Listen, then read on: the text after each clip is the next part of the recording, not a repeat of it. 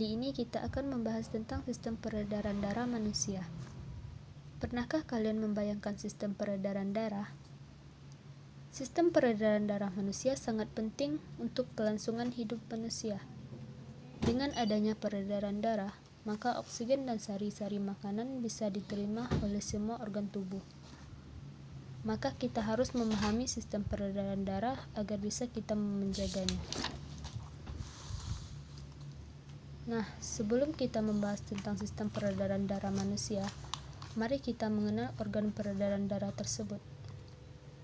Organ peredaran darah yang pertama adalah jantung, yang kedua pembuluh darah, dan yang ketiga adalah darah. Jantung manusia terletak di dalam dada sebelah kiri.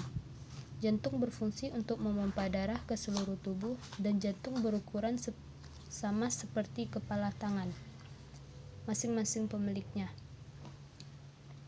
Bentuk jantung seperti pada gambar, dan jika jantung kita potong, penampakannya seperti gambar berikut. Jantung terdiri atas 4 ruang. Dan untuk memudahkan mempelajari tentang ruang jantung, maka penampakan jantung kita ubah menjadi seperti berikut. Dan masing-masing ruang jantung seperti pada gambar. Nah, mari kita bahas tentang masing-masing ruang jantung secara lebih detail. Yang pertama, serambi kiri. Yang kedua, serambi kanan. Yang ketiga, bilik kiri. Dan yang keempat yaitu bilik kanan. Agar darah dalam ruang jantung tidak tercampur, maka jantung mempunyai katup atau sekat yang biasa disebut katup jantung. Berikut letak masing-masing katupnya. Selanjutnya, mari kita bahas tentang cara kerja jantung. Fungsi jantung adalah untuk memompa darah. Jantung mengalami proses relaksasi atau distol, di mana otot jantung mengendur sehingga jantung seperti mengembang, dan letak darah masih di serambi seperti pada gambar. Lalu kontraksi atau sistol, di mana otot jantung menegang sehingga jantung mengucup, dan letak darah masih di bilik seperti pada gambar. Jadi setiap jantung berdenyut, selalu ada gerakan relaksasi dan kontraksi secara terus-menerus selama manusia itu hidup. Nah, materi selanjutnya yaitu jenis pembuluh darah. 1. Pembuluh darah arteri atau pembuluh darah nadi. Pembuluh yang membawa darah keluar dari jantung. Biasanya berwarna merah. Gambarnya bisa kita lihat di sana. Aorta adalah pembuluh darah nadi terbesar. Kemudian ada pembuluh kapiler, yaitu pembuluh sangat kecil penghubung ke organ. Pembuluh ini sangat kecil. Lalu berikutnya ada pembuluh balik yang mengantarkan darah kembali ke jantung. Ada pembuluh arteri pulmonalis yang mengantarkan dari jantung ke paru-paru.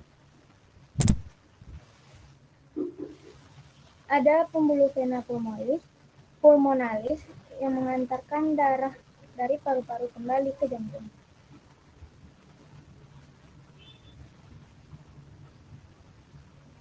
Berikut adalah proses jantung saat berdenyut.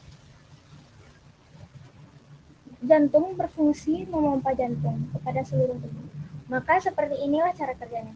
Saat relaksasi, tumbuh mengembang dan darah masih di dalam serambi kiri. Katup terbuka lalu menuju ke bilik. Saat berkontraksi,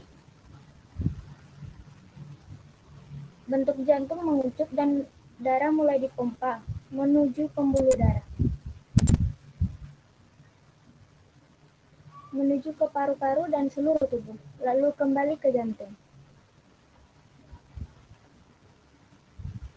Proses tersebut secara terus-menerus setiap jantung berdenyut berkumpul sementara di aorta lalu ke seluruh tubuh melalui pembuluh nadi. Setelah itu mengalir melalui pembuluh balik atau vena menuju serambi kanan dan lanjut ke balik kanan. Lalu menuju ke arteri pulmonalis di paru-paru mengalami pernafasan lalu menuju ke vena pulmonalis. Proses tersebut terjadi secara terus-menerus setiap jantung berdenyut. Penjelasan tentang warna darah. Jika darah berwarna merah, maka darah tersebut banyak mengandung oksigen atau O2 dan sari-sari makanan. Jika darah berwarna biru, maka darah tersebut banyak mengandung karbon dioksida atau CO2.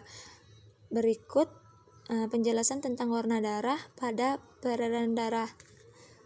Saat darah menuju paru-paru, darah masih berwarna biru, sehingga banyak mengandung karbon dioksida atau CO2.